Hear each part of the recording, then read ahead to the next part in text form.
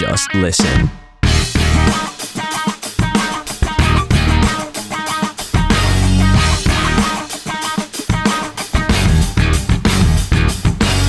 Players of that caliber, Ruan Pinaar, Frans Steyn has joined us now. No, too many. But if I can go from young days, Jan Serfontein really stands out by head and shoulders. Yeah. No, okay. Johnny Rourke it's English now. Ek dink eintlik is die eerste Engelse mens, Afrikaanse mens met wie ek chat. So that's ja. Well, that's good. Yeah. That's good. My first Afrikaans guest. Why I wanted to talk to you is because only now recently in my life I started to understand the role you played for me when I was young.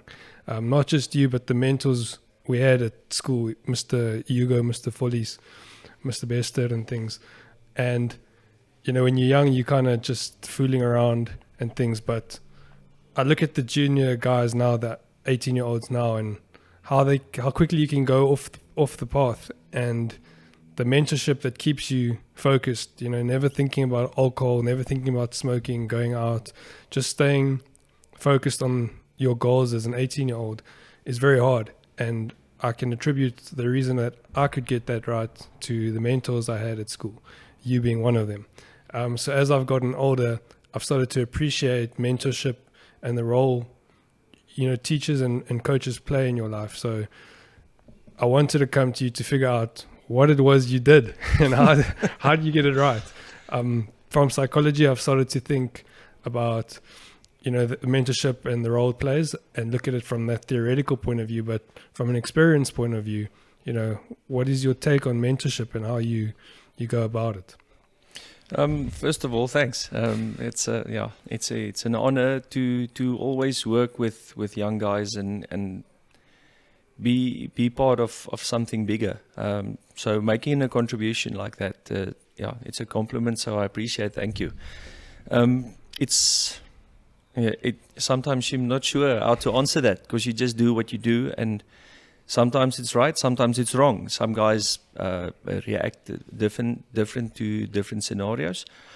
But for us, I was obviously trying to be a good leader and setting that example of which way to go, living that type of life. Obviously, if you've done your thing and had your past. So learning from your own experiences, for myself in sport and in a sport environment, I suppose it comes from there. That's the way you were coached or taught. You kind of learn from that and try all the good things that you learn from your own experiences to transfer that into younger guys, especially the younger guys. Yeah. So I think that was the biggest part for me, is that the mentors I had in my life, the way they gave me opportunities to grow in my personality and my personal environment. You try and keep as always, try the good and leave the bad. Yeah. And that was the thing for us. And it was always good fun to create new friendships and learn even from younger guys. We always learn from guys. Myself, and you spoke about Andre Bester and Mr. Jan Volsteed, Pierre Hugo. There was a good relationship between us as well, and we learned from each other as well. So the message we try to transfer to you guys, it's not always just about sport. It's about camaraderie. It's about learning about life. Because after sport, there is life. Yes. And again, what is your identity in grey, or is your identity in sport? Once that is gone, you should have your own identity and be your own person. Yeah. So we really try to transfer that message or that lifestyle type of idea, that sometimes it's just more about sport. So for us, it was about really good friendships and relationships that we've built, and through that trying to be a good leader and a mentor. Yeah. It's something that I've recently learned, because after school I went into coaching and things, and I think a lot of the reasons why I went into coaching was because of the examples I had. And there's this quote I like that says, "Children who have heroes become heroes." And I always had a thing that I wanted to be influential in a young person's life. And I think, as you said, it comes from me having good influences in my life growing up. So, yeah, thanks for that. But let's get into your background of it. So how did you get, firstly, how did you get to Grey, and how did you get into strength and conditioning? What does your career path look like? So first of all, I always loved sports. I participated in rugby and cricket at school. Long, strong karate background. So always enjoyed being involved in sports. So started to coach a bit of karate when I started studying in Bloemfontein. And trying to continue with I really worked hard at my karate, at trying to achieve the highest level that I could. And then I started to coach through that. And so the coaching bug kind of bit, and it grew and grew, and I had the opportunity to work at a gym, started to going into personal training and the healthier lifestyle. And the opportunity came to have a position at Grey as the strength and conditioning coach with the juniors, where Andre Volstead gave me the opportunity to get involved with Grey. So that kind of was it. Strength and conditioning all the way. Worked a bit of technical coaching with the sides that I worked with, as well as kicking coaching, and it's just snowballed from there. Yeah. Moved up to the first side in 2011, 2012, and then I had the opportunity to go to the Cheetahs. The same thing, a great opportunity. People gave me the opportunity to grow in the position I was in, and ended up coaching not just strength and conditioning, but and the defense as well. Yeah. But again, that's people seeing something in you and giving you the opportunity to grow in that position. Yeah. What is the difference between the schoolboy rugby and the Cheetahs rugby or professional rugby? How do you change your approach to strength and conditioning? I haven't been involved with the schoolboys for quite some time, so I'm not sure what they do now currently, to be honest with you. But I don't think much differ, especially with the 17 and the 18-year-olds. Every strength and conditioning coach has their own way. They like to do whatever they feel makes the difference in their players. So I can't speak I can only speak for myself. What really worked for us really well at my time that I spent with Grey is the more junior they were, the more movement patterns was important for us. So there was a lot of movement, there was a lot of body weight type of training, and gradually as they went older, under 15, under 16, the resistance work would have become more of an influence on their development, whereas movement patterns were easier to develop because of the strong base that they've had in their junior years. Yeah. So for us at that time, conditioning was an important part, and strength-wise, it was a slow and steady progress, so that you get let's call it the final product in grade 12. But then the jump from that to professional rugby I believe is quite a big one, in the sense of you've got more sessions during the week, you've got more gym sessions during the week. Obviously in school you've got class, you have to go to gym at 5 in the mornings if the teachers allows that. Then the guy's got extra class in the afternoon, or he still needs to play cricket or athletics. So that makes it tough. You only get your squad in March, and then at the end of March you play already. So it's a tough balancing act at school rugby, and to get that perfect middle point at strength and conditioning and coaching, because the coach also still needs his time, and then obviously the athletics coach wants this guy to still do his javelin until nationals or play hockey or whatever it is. So there's a lot of food on the plate, if I can call it at school. Whereas when they leave school, it becomes a little bit less, so they can focus on rugby then. Then the physical development part is a little bit tougher, because it's a lot more strenuous on your body. There's a lot more training hours, and then if you're a young boy, you still want to see your girlfriend, you still want to party with the boys at the hostel or whatever it is. So it's quite challenging. Yeah. And then obviously the physical factor of that. if you're 19 or 20 years old and you're fortunate enough to train with some of the senior sides, you're going to run into a guy like, for us, you run into Frans Steyn, or you run into Ox. Or, and if you're 19 and you thought you're the Mac, some of those big boys going to show you your place. Yeah. How did the dynamic change at the Cheetahs when guys like Ruan Pienaar came back with all their experience? Because the Cheetahs team was quite young at a stage. How has the dynamic changed with having those guys come back? First, Ruan is an unbelievable person to start off with, and then you can go to player. He played 80-odd tests for South Africa. We spoke about mentorship earlier on. Just presence. Presence is most probably his biggest attribute. When he speaks, everyone listens. And when they train, he's one of the guys that runs in front. And it's as simple as that. I think he's 34, 35 years old. Yeah. But still, he leads by example. Yeah. He's an absolute true professional in all sense of working hard and being a good leader.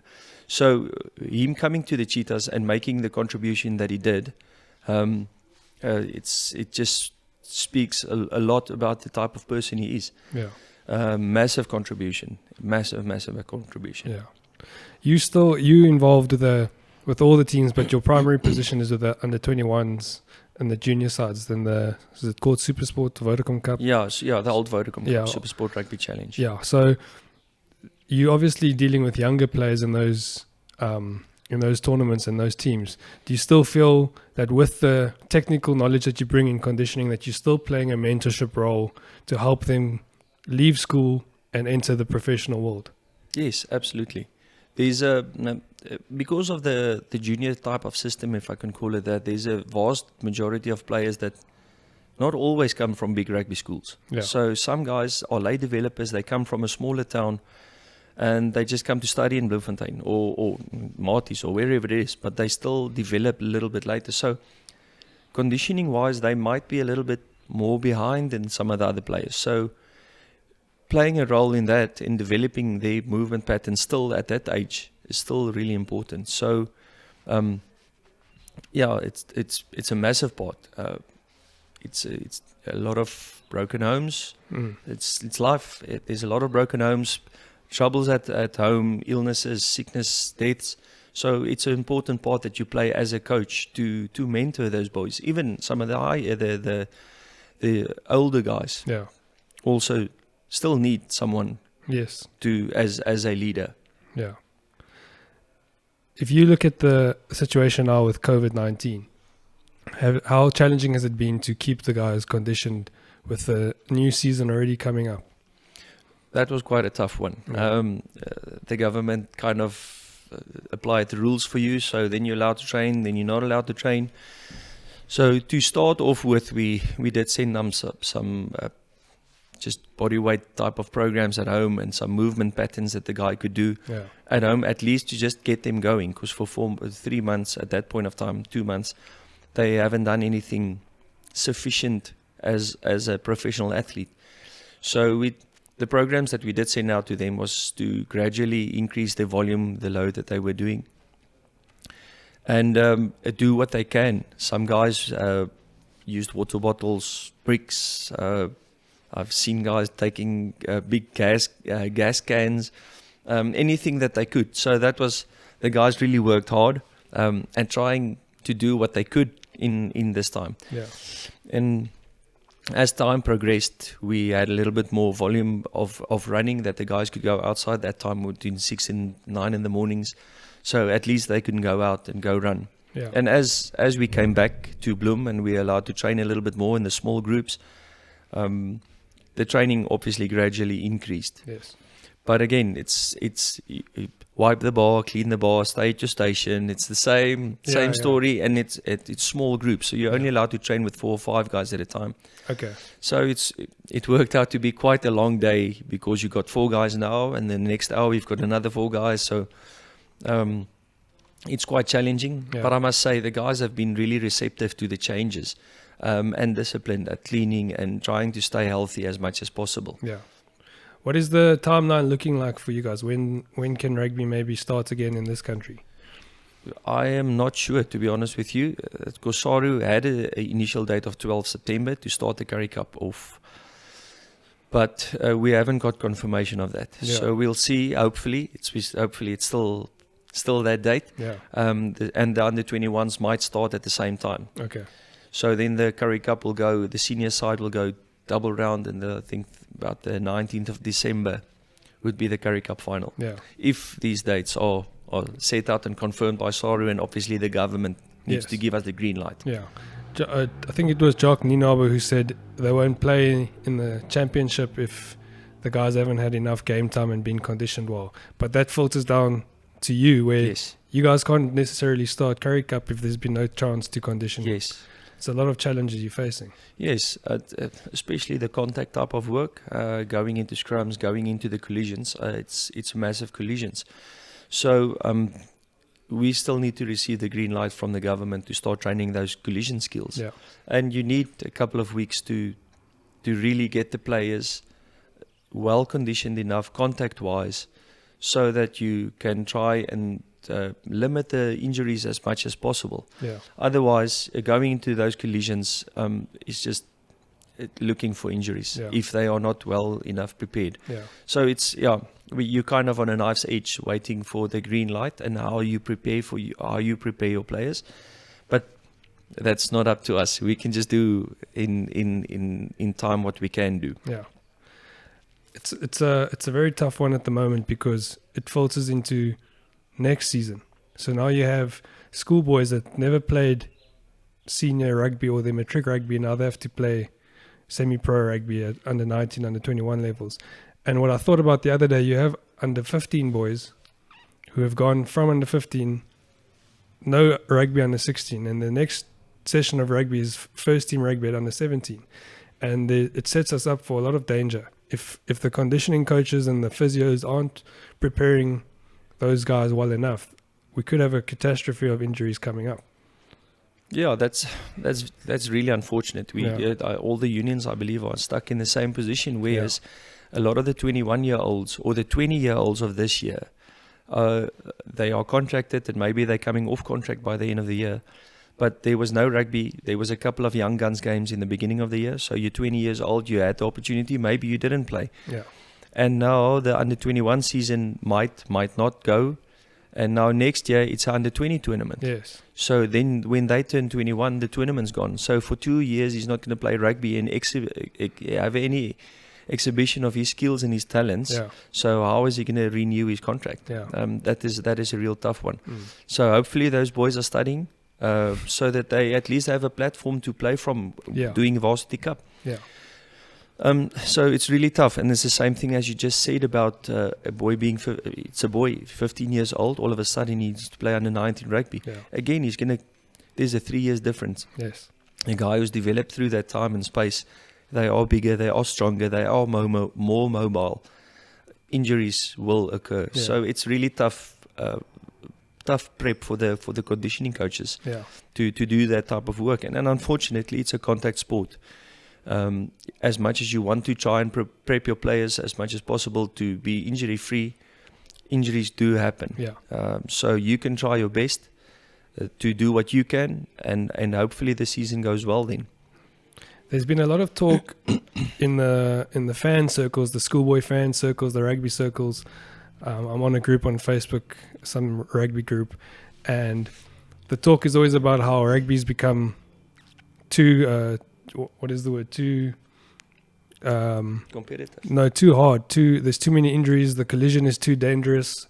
And I know World Rugby is obviously trying to change that with the tackle laws and the scrum laws. But have you seen an increase in injuries over the last couple of years with the amount of contact and collision the guys are taking? I think to get back to school rugby on that question is the amount that the boys are playing in a very short time, because there are festivals on festivals, because everyone wants to have a festival, and then the boys play 3 games in 5 days or 6 days, and then they go into schools. They need to travel by bus, they need to travel this way and that way, and then they come back, and then it's another festival at a different place, and then it's another 5 or 6 games or 3 games in a short space of time. Yeah. So it's about recovery. Recovery plays a massive part in those injury prevention part of it. That's what I believe, at least. Yes. Which makes it challenging because the old boys want to see their school play and they want to see the boys doing well. But it's a lot of pressure on the boys to perform and to be at the top of their game every Saturday. But now you go to a festival, it's Monday play, Wednesday play, and Friday play again. You travel back home on Saturday, and then next Saturday or Friday you travel again, and then you need to play one of your biggest intervarsities or inter-schools games. Yeah. It's a lot of volume for a young body. Yeah. What is the recovery protocols like at the Cheetahs from under 21 till the senior team? They play Saturday, maybe you're traveling. When does hard contact start at practice? And up until that point, what is the recovery protocol that you guys use? First of all, it's one after the match, we do a bit of just a light cool down and a walk around and a stretch and maybe a hot tub and ice if you've got available. So just that basic recovery things of nutrition, taking nutrition immediately within that first 45 minutes, 1 hour after your match. Yeah. Skins, foam roll, the basic stuff. Yeah. It takes discipline to do that because your body is painful and it's sore. And Sunday morning when you get up to do a 25-minute activity, go to the gym, the light cycle or something like that, it's not easy. But that is part of being professional at looking after your body. Yeah. Then on Monday, a lot of the times depend on where in the season you're at and that you travel, that you not travel, what type of game was it? So Monday usually would be a lighter day, so not a lot of collisions, maybe more recovery. It depends on what time, where in the season you're currently at. Yeah. So Monday will be more of a volume day. So for us, my side specifically, will be definitely a more volume day, running wise. And Tuesday will be more your collision type of day. Okay. So we work a little bit different on your collision day, less volume, but high intensity. And Wednesdays will be off. And on Thursdays, you'll have a good one. And Fridays, travel or not travel, you'll have a light captains, maybe just to walk through. Yeah. That's the way we will prep for a week. How much contact is done during a normal training week? There's obviously you get the contact bags, but how much real body on body tackling, scrumming, rucking do you guys do in the week leading up to a game? A fair amount, because you would like to try and simulate what you will be doing on Saturday as much as possible. Obviously on Saturday, if you've had 120 tackles, 150 tackles, some games maybe, then you'll be smarter about it next week. Yeah. So you kind of go with reference to the previous Saturday. Okay. And obviously you need to answer to the players as well. If they tell you, listen, my body is tired, you adjust your sessions according to. They need to put their best foot forward on Saturday. So they're the most important part. Yeah. We've been involved with Super Rugby all the years and Currie Cup, and then recently you guys joined Pro 14. Have you seen a difference in the way they do things in Ireland? Okay, bit of a technical interruption. So the question was, what differences have you seen between Pro 14 and the European style of doing things and South African style in the Super Rugby? From my experience in that, when you go north, it's a lot tougher in the sense of the game is maybe a bit slower and not as open, but a lot more physical. So there's the challenge is different from Super Rugby, where you have more open games and quicker games, where the collisions are a bit more direct, especially when it's wetter in the northern hemisphere. So you've got best of both worlds, because you come home and then you play a home game, and then obviously the way we prefer to play is in that type of running style. Yes. So it makes it a little bit. It's challenging, because in Super Rugby you used to travel to Australia for 2 or 3 weeks, play your 2 or 3 games there, then you go to New Zealand. So it was a 5-week tour that was very much the same, yes, weather or conditioning wise, or close to the same. and then you could be back in South Africa for a couple of times, and then maybe obviously with the Sunwolves joining, that was a bit different, and with the Jaguars in Argentina.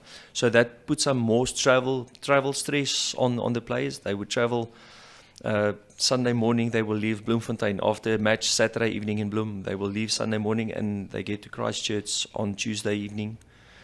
And then they needed to prep to play the Crusaders or whoever on the Friday evening. So it was really tough, travel-wise specifically.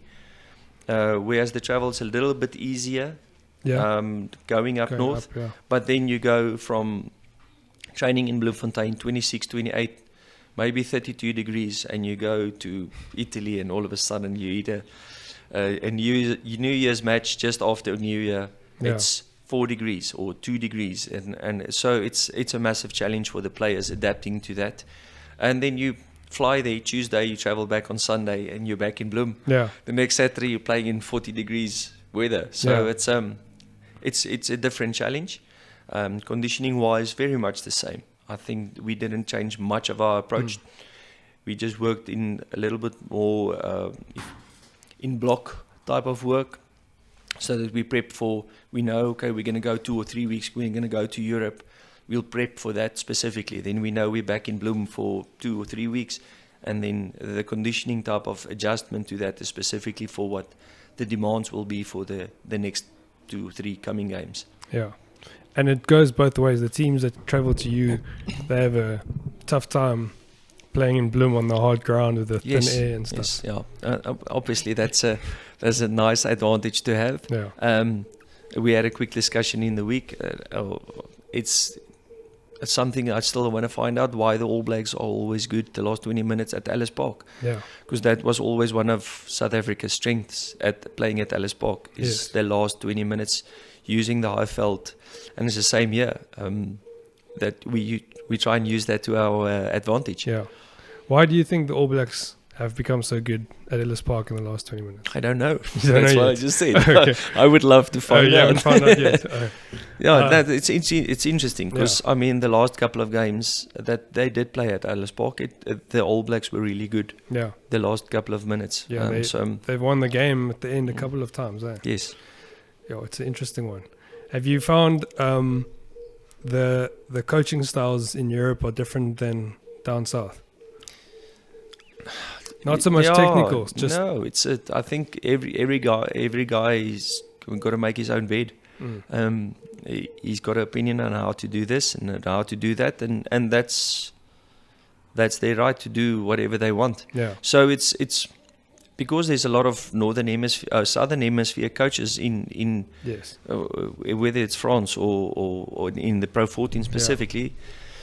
It's difficult to say. You've got Warren Gatland, who was successful in Wales, and all of a sudden you see the Chiefs are 6-zip down currently, and he's coaching the Chiefs. It's most probably one of the more consistent teams that New Zealand's had, and it's not going well. So it's difficult to say that does the styles really change that much? But again, every guy's got his own opinion at what he believes will be the next best thing, and how can he make his team successful at achieving what he wants. The Pro 14 season is a long season. It seems to be much longer than our season. How do you go about getting the guys to peak and periodizing the conditioning of the guys for such a long season? As I said previously, we try to work in blocks and to prep for what is about to come. And then try to give the players as much rest as possible, especially when traveling. Got to fly via Doha or wherever they go, so it takes time to get to Bloem. If we had the opportunity, you've got a bye week or something, and next we try to give the players off. So get their full recovery, spend time with their families. That was really important for us. That they were gone for a week or two. Don't immediately get them back at work. Make them have their time with their families. That's part of their recovery protocol. So again, prep was for about what's about to come. Was it a 3-week tour? Was it 2 weeks at home? I think those blocks made it a bit easier for our prep, and the players also knew what was expected of them conditioning wise then. I want to move on to defense. You being the defense coach at the Cheetahs as well. We've seen quite a big shift in the way defense works, and games are starting to be dominated by the team that defends better rather than the team that attacks better. The Cheetahs still try and win the games with attack, it seems like, Yes. running the ball around. But there's definitely a bigger emphasis on the technical side of defense. Can you talk a bit about that? Yeah, I can speak for myself in the sense of I try to give players more confidence in to achieve what our goal is for the weekend, and it's the same for me, conditioning defense wise, to plan for the team you're going to play against, because every team is different. So that's very much my outset. Is I want to plan for what's about to come the weekend. Yeah. Because if you play Western Province, it will be different from the Bulls. The Bulls will be different from the Lions. Yeah. So you prep for myself. That's what I believe is you prep for what is about to come. Okay. Nice little catch, you guys. Thank you. Elsa and Anna. I've never had an animal come on the show. I've had a few kids run to daddy on the show, but I've never had the cats come. Good cats can be. Yeah. I wanted to... sorry, back to the defense. Some of the games have become a little bit boring, it seems. Maybe more European style, where it's so technically defensive that the attack has also become so technical that there's no real movement and flow, which is why I've always loved the Cheetahs, and the way Grey College also plays. And even in Cape Town, Bishops tend to play that way. It's a lot funner to watch than these technically defensive and attacking games. Why do the Cheetahs not fall into the trap? Why have they always stuck to their guns with their running rugby? Obviously the tradition always says that we play running rugby, and we haven't played much now recently, but with Franco Smit, that was involved with the Cheetahs for quite some time.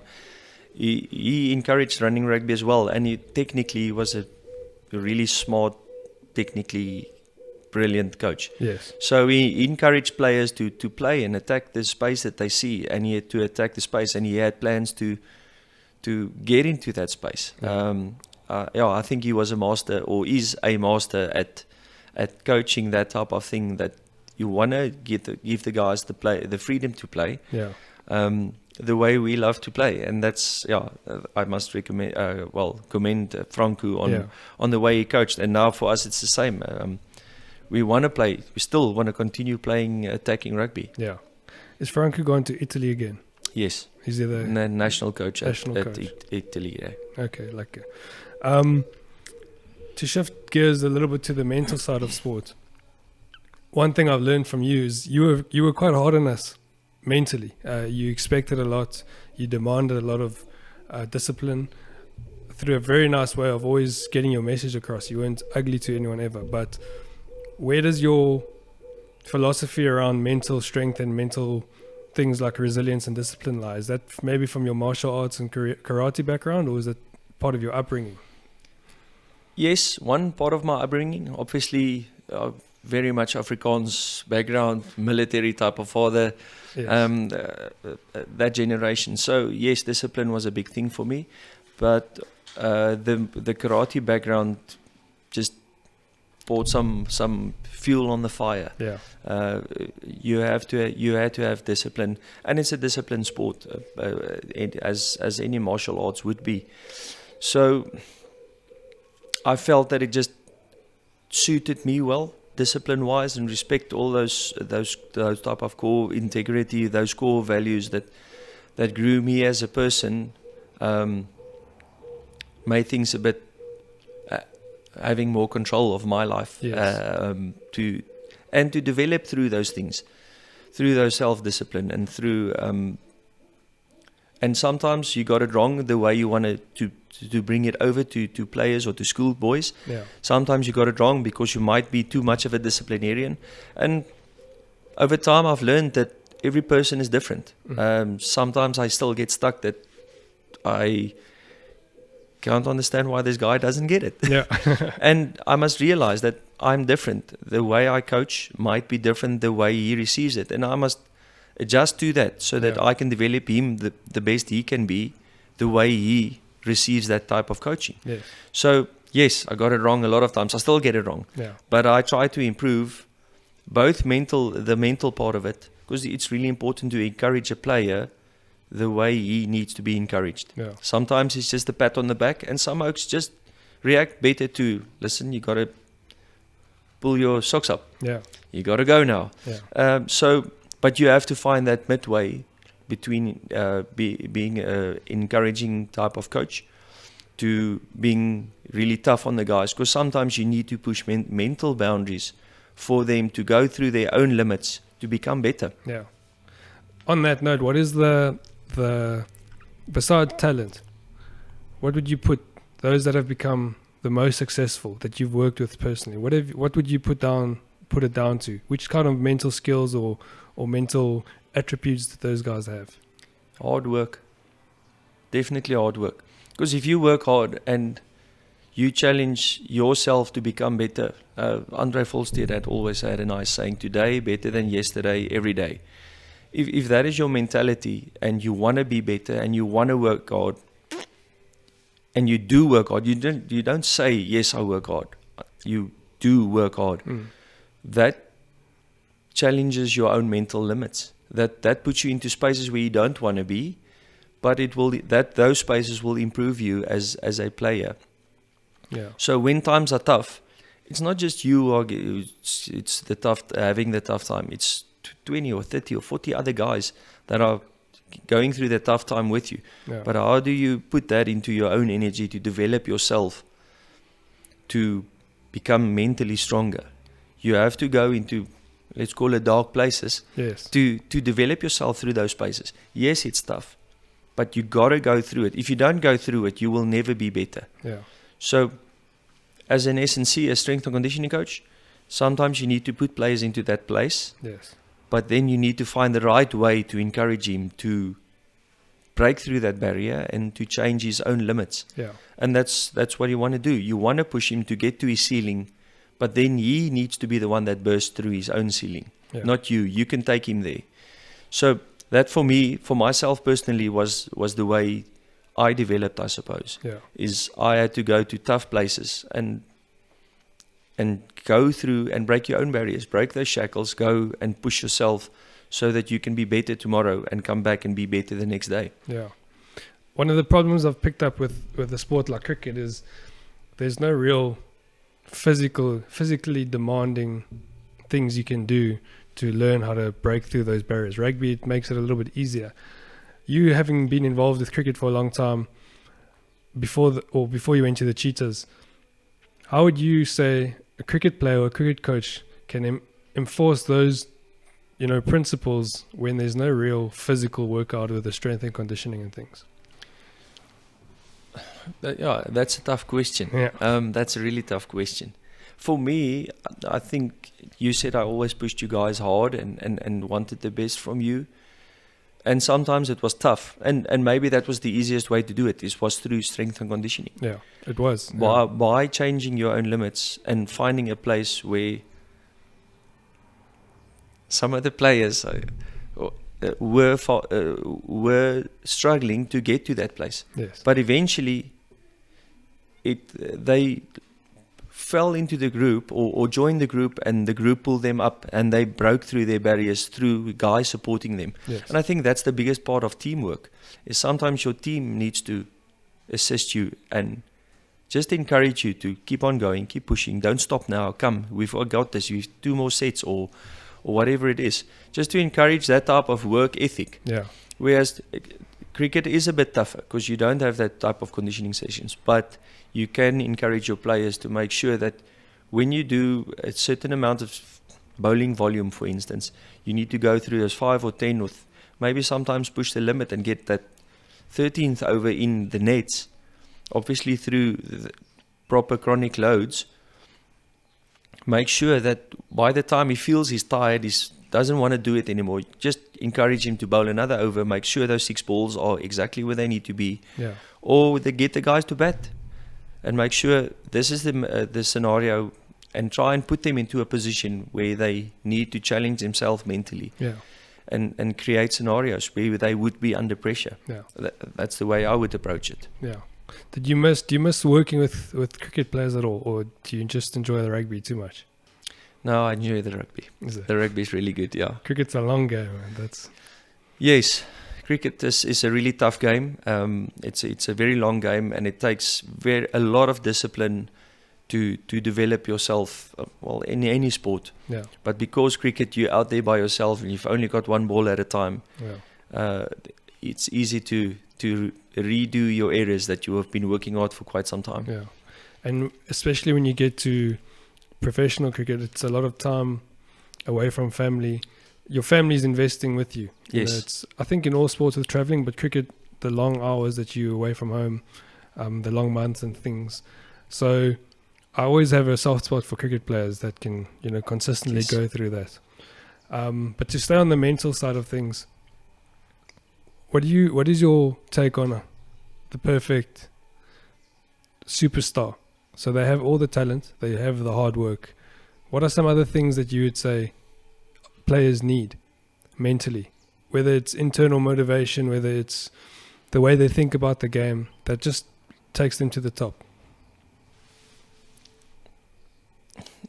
Those things are the perfect example of the perfect player. So it's tough to put your finger to that, because Yeah. again, hard work will put you into a different mindset from other players. Yeah. So, and continuing that, it doesn't, you don't become a Springbok and then you're a Springbok for the rest of your life. Yeah. You have to continue. That's why some guys can play 50 tests or 100 tests. Habana, Victor Matfield, John Smith, those guys, there's a reason why they played 100 tests. Yeah. There was continuous hard work. They don't just get 2 or 3 or 5 tests. Yeah. Yes, sometimes injuries stop you, or certain coaches don't prefer you, they prefer someone else. There's a lot of variables there, understand that. But there's a reason some guys, Stefan ter Blanche played rugby until he was 37. Yeah.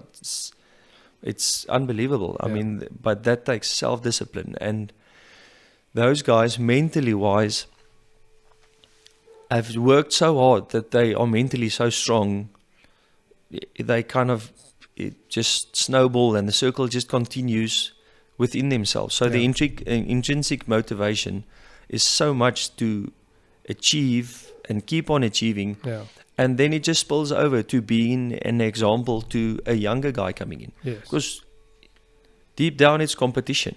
Technically it's competition. Now we get Ruan Pienaar here. So there's a guy like Ruben Daas or Revan Creer or someone who are younger guys who once Ruan was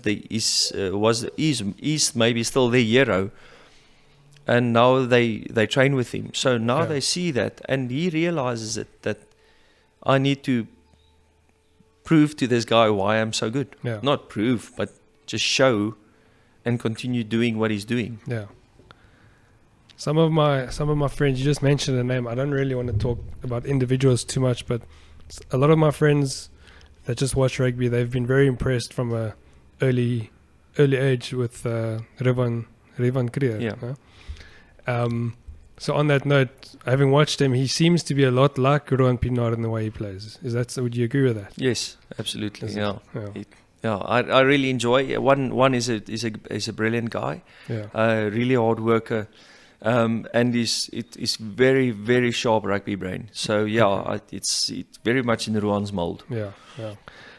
If you find players coming to you under 19, under 21, is it easy for you to see which players are going to make it and which players aren't, based on their work ethic and their attitude towards things? Are there some guys just there for the money, and then you can see that, or? No, I think money is obviously a thing, but in our environment, there's not a lot of juniors that earn a lot of money because of our limitations that we do have. But there's just always some guys just stand out for some reason. Yeah. It's difficult to put your finger on it, because there's a lot of guys that work really hard and they've got talent, but it's just and again, I think presence type of thing, the Yeah. way people, his own group around him reacts to him. Yeah. Whatever he does, it's always a reaction to what he does. Or so it's yeah. Again, it's difficult to put your finger on it, but you kind of just know that this guy's got a presence Yeah. about him, and that makes the difference, kind of. Yeah. A lot of it comes down to timing and luck as well. you know. Yes, That's part absolutely. of successful sportsmen. Absolutely, an opportunity. Yes, It's yeah. if you've got a senior player, it's way off the mark, but you take Mark Boucher or Quentin de Kock. Yeah. They played professional or for the national side. Quentin de Kock's going to play for 10, 15 years. So Yeah. if you're a keeper, Nick Pottas, who played for so many years under Mark Boucher, Yeah. you lose that talent Yeah. because of an opportunity or a bit of luck. And that's not, you don't wish that to anyone, Yeah. but sometimes you need someone to get injured to have an opportunity. Yeah. It's part of what it is. That's unfortunately the way the cookie crumbles, if I can call it that. Yeah. I mean, so many talent has been, not lost is the wrong word, but have left South Africa or any other country, doesn't matter, because of guys. If you take a O'Driscoll or Carter or Johnny Wilkinson, all the world's biggest players who played on that international stage for so many years, so many guys have not had the opportunity to play there. Yeah. Obviously, those guys are absolute heroes and true sensations in the business. Yeah. So it's difficult, but you needed that opportunity and a bit of luck to showcase what you're worth. Yeah. Do you set goals for yourself in your profession? Are you aiming to become the Springbok strength and conditioning coach or the next big thing in strength and conditioning, or are you just trying to do your job daily? No, for sure. I want to. Obviously, that's you want to become the Springbok nation. It's as the guy, as a player, want to become that. You want to become that as well. Yeah. So yes, you do your everyday job at your best of your ability because you have input in the lives of players. Yeah. But you also want to have to strive for bigger things. Yeah. So yes, best of both worlds, if I can call it that. Yeah, for sure. Yeah. I'm going to ask you a question, but we don't have to go into it if you don't want to. And if you want to take it out, we can obviously edit it out. But you've, in recent times, dealt with a lot of hardships in your own personal life and overcome it very admirably. It's very successfully overcome some of the things that you had to face. How did you go through that process? What type of things did you have to have in place in your life to be able to keep going in life despite what you went through? One, religion was obviously a big thing for me, and having a strong base and knowing to where your power comes from or your strength comes from. And then a big support base, friends, people around me who were really friends. Mm. Sorry. So definitely a very, very strong support base. And obviously my kids played a massive role in that. And yeah, people around me that really supported me. Yeah. Not just give you a message, hey, how are you? Yeah. Call me when you want to go for coffee. They took me out for coffee. They gave me the opportunity to go on with life by supporting my kids and assisting me in even if it was small tasks. Yeah. And then as time go by, obviously I met my new wife, Yes. and makes a massive difference. And the contribution they make in your life, it just fills your life with joy and happiness again. Yeah. Oh, that's awesome. I want to move on a lighter note, some of the questions that I got from people that know we're doing this. Ooh. Quite a few came for you, and a lot of them, let me just say this, a lot of them came from guys that you've worked with at school that actually said thank you for, as what I said, thank you for the role you've played in their life, that they still can implement some of the things they learned from you. So quite a few of those. So maybe Derksen and Elmar and Sashi, all of those guys. But then one of the questions was, if the guys at the Cheetahs forget their boots at home, do they have to do extra PT? First of all, thank you. It's it was a massive honor to have that opportunity. It was an opportunity for me and I learned just as much as they did. It was there's so many memories anyway. No, they don't do extra PT. But I still, if guys are late, show them the door. Oh, they get it. Yes, they do. And you don't get letters from parents with the Cheetahs. For me, it's a respect thing, Nick. Yeah. We had a discussion in the week that we did some video sessions with the boys, and I asked them, if you had a coffee date with a girl now that you really like, will you come 3 minutes late? Will you come 5 minutes late? Oh no, coach, no, I won't do that. I said, why? No, it's because I won't be late. So why different to the guys that are around you? Doesn't matter about our coaching team, your own players. It's a respect thing for me, for myself personally. One, respect that you have for the people around you, and two, just be on time because it's the right thing to do. Yeah. If there's a time set out specifically, so if 30 guys can be on time, why should one guy not be on time? Yeah. If he forgets his boots, he's going to train barefoot, and some guy might step on his toes. Yeah. Another question was, what is some of your fondest memories, or maybe your one fondest memory from working with the Grey First in cricket side? The UK tour. Yes. Definitely. There were many tours and so many memories. So if I have to put my finger on one of them, it was definitely the UK tour in 2010. Yeah. A lot of memories and serious fun. Yeah. I think a lot happened for my year group personally on that tour, where when we took over like 2 months after the tour, we were so connected as a group. We were so close. And when you're traveling different countries for 3 weeks together, that's going to happen. So yes, definitely for me the same. Yeah. One of the other questions was, who's the best player you've ever worked with, rugby player? Oof, that is really tough. Maybe one that you saw is and thought from the start, this guy's something else, not on what he's achieved, but just on what you saw. Jan Serfontein. Mm. Yeah, Jan. He was a monster at There are many, but if one, Jan Serfontein. Yeah. I don't know, Ox, Johan Goosen, Paul Jordan, Neil Marais. Jeez. There's it's quite a list. Flipping hell, there's a lot. I'm getting to do a bit more work with a guy like Reino Smit. There's too many. Too many. But yeah, we're so privileged at working with players of that caliber. Ruan Pinaar, Frans Steyn has joined us now. Yes.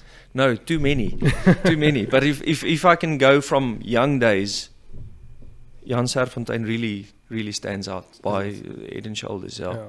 And looking at the list you've just said, that's saying something, because to me, Johan Goosen at school was just something else to witness. But same with Jan. Maybe Johan was stood out because he's the fly off, But Jan, he was also on another level. No, as I say, those two, Johan Goosen is a great friend of mine as well. So you kind of have feelings to the one side. So I feel he should have played a lot more tests. Yes. But then obviously injuries and a lot of other things came in between. But talent-wise and those things at hard work, and Jan definitely, he stands out. Yeah, he definitely had from the start a different mindset than the rest of us. Yeah, I believe so. Yes. Yeah. I think he sometimes struggled because we probably frustrated him. But anyway, so next question: what are 3 of the best books you've ever read? Recently, Extreme Ownership. Extreme Ownership. How the Navy SEALs win. How the Navy SEALs lead and win. Is that Jocko Willink? That's right. Yes. Yeah. So that was because of the environment we currently, not currently, rugby players are in. Yes. It's about ownership. Yeah. You is for you. Yeah. Although you're a team playing, but you need to become better at your skill or whatever you do. For them, their lives mattered on it Yes. to improve that. Yeah. And actually, it should do for the rugby players as well, because that puts the bread on your table. That's how you look after your family. Anyway, so that of the Navy, I enjoy, and Isak van der Westhuizen, the head coach of the Under-21s, that we work really closely with together. He's a Navy SEALs lover. Okay. So there's a lot of mental things that we learn and read up on what does the why are they set apart from the rest of the general population, if I can call it that. Yes. And it's that ownership that they were speaking about in there. Standvastige manne, it's a kind of Christian book, not Yes. kind of, it's a Christian book based on values about, I don't know, what's the English, steadfast man, husband, father, figure in the community. So that was a really good, let's call it an eye-opener. Yeah. Not so that I can be better at the position I am as the leader of the house, as the leader of a rugby team, not the leader, but that position that you take. Yeah. And in your community as well. Yeah. So just to be a better leader. Sorry, and a lot of things in the media and in the world today try and push men away from playing that role that they have to play. Yes. There's toxic masculinity, this, and there's all of these things, but I'm glad you mentioned that, because it's very important, I think, to keep playing a role. Exactly that, because there's a lot of broken homes as well. Yes. Then you don't need to. You can step into that position and be that, just a little bit of guidance for because of the time that the life that you've led. Yes.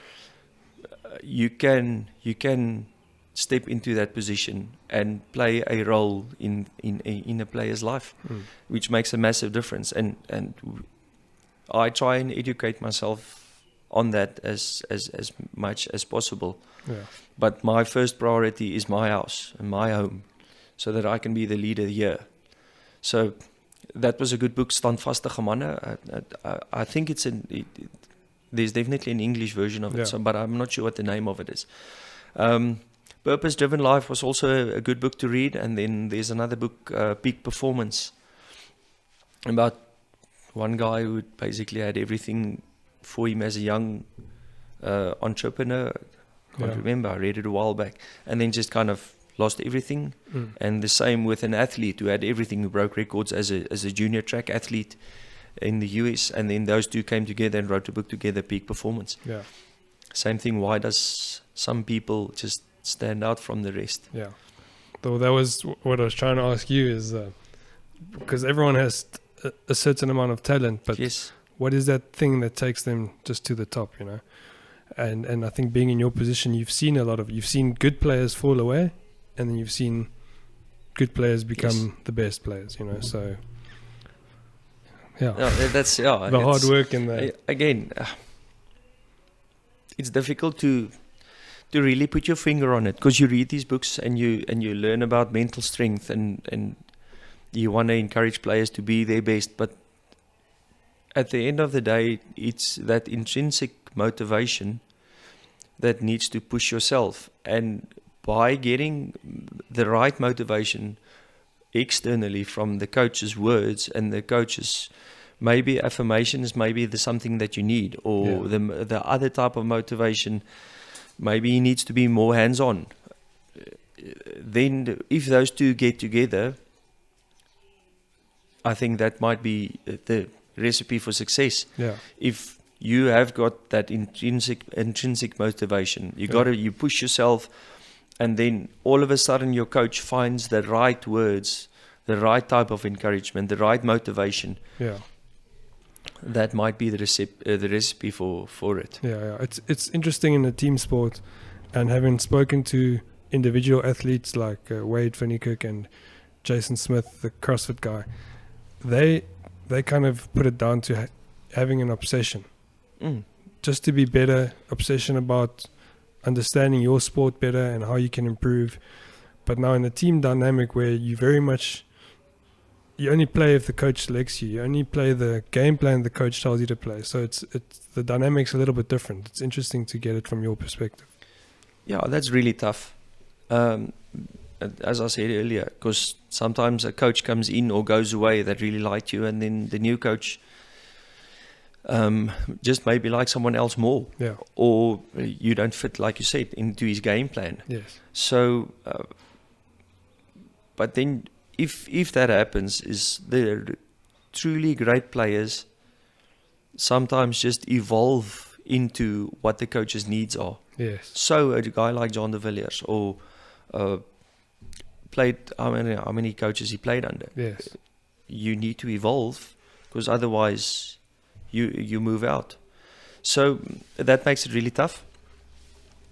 But again, it gets back to how do you approach that? How do I evolve as a player or as a coach even to fit into the mold that is needed at that point of time? Yeah. What are the 5 most important things in your life right now? Family first. They really support and love. It's as simple as that. The love that you receive from your family. For me, that's massive. Time spent with them the last 4 months was really good. Yes. Although it was really tough. It's tough being a teacher. Yeah. So respect to the teachers out there. Yes. The family, one. Religion, obviously the first thing, and knowing where your strength comes from. I really love my job. I can honestly say that I really love my job. Yeah. I enjoy working at the Cheetahs. Our management with the juniors, myself and Albert and Isak and for the physiotherapist and our manager OG and other friend of ours, Here Kulain. We are a really close unit in the sense of we challenge each other, which is fun. Not a you say I say type of thing. Yeah. So I really enjoy my work and I enjoy it at the Cheetahs. So my job is important to me because I'm happy there. Yes. I'm happy. Golf used to be. Golf is not that good anymore. Social time is important. I enjoy spending time with my friends, my mates. I enjoy spending time with my family. Myself and my 2 brothers are really good friends still, and enjoy spending time with them. So my close family at home, obviously, then my brothers.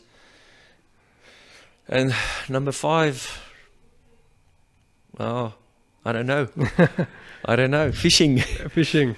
It's interesting because speaking to, and I've got 2 questions on this, but speaking to Wandile Makwetu, who plays for the Knights, he's 21 years old and he went to St. Stithians, private school in center of Johannesburg or Sandton.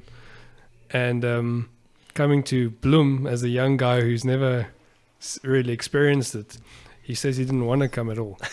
But now that he's here, he actually really enjoys it, and specifically the people, because they're simplistic.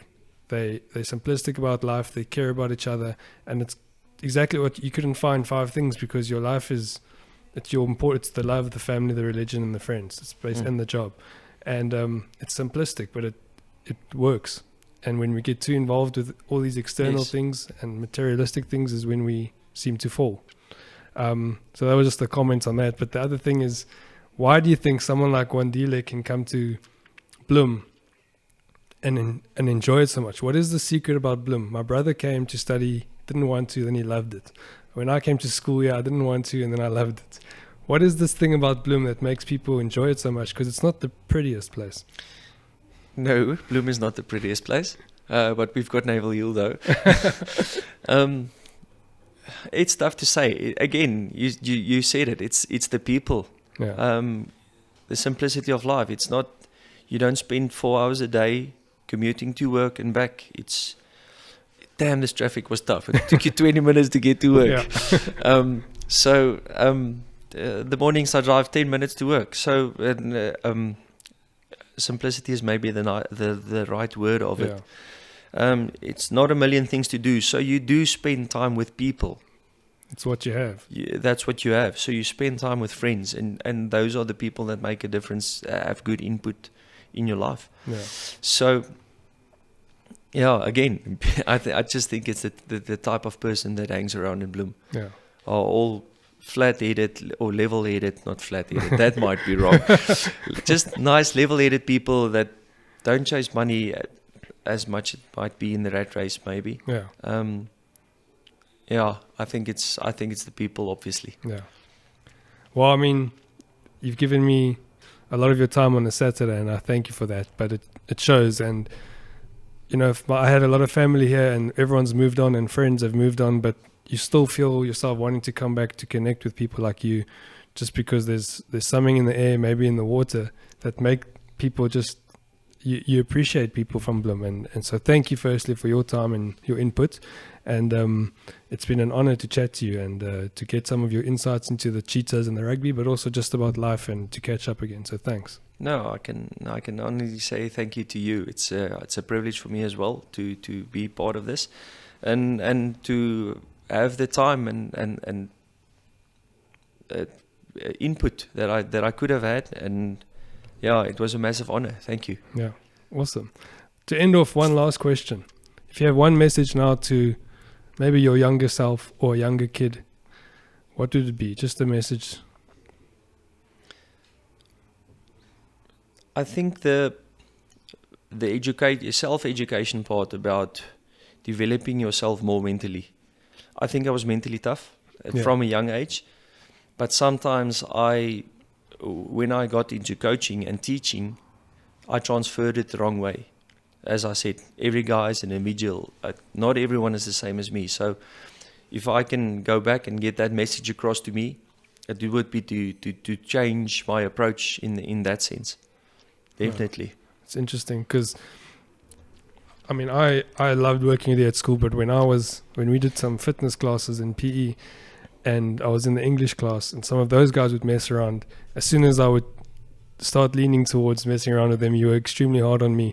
Maybe because you expected more from me, from the relationship we had, or maybe I thought I was too comfortable with you, and or whatever it was. But there were times where I felt sorry for some of those English guys because I thought, geez, he's coming hard at them.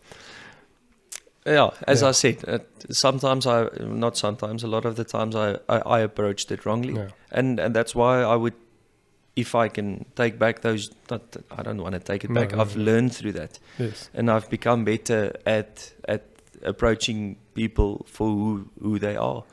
Not everyone reacts the same as myself to discipline, or the way I was coached, or the way I wanted to be coached, or taught for that matter. So yes, definitely took some wrong steps, and being hard on some tough guys, and maybe I rubbed them up the wrong way, but maybe I also made them understand that discipline is a massive part of being successful in life. You know, and success isn't about big house or a fancy car. It's about how do you do your job? Are you successful at those type of things? Are you successful in relationship with people, with your parents, with your children, with your friends around you, with your boss? So yeah, back 20 years, 15 years, I would rather do more self-education on mental stuff. Because I was continuously educating myself on strength conditioning, learning what's the new ways, how can we improve, trial and error, but not enough on the mental part of things. So I think there's a massive market for that type of things. Yeah. Well, I think from the feedback I got when I posted that we're going to be doing one, those guys that you think you were hard on appreciate you now, because as you said, they've started to recognize the importance of discipline and mental strength. So on that note, Johnny, thanks again. It's been an honor and a privilege to be here. Thanks, Nick. And I look forward to seeing you again. Yeah, thank you very much. Big privilege. Awesome. Thanks.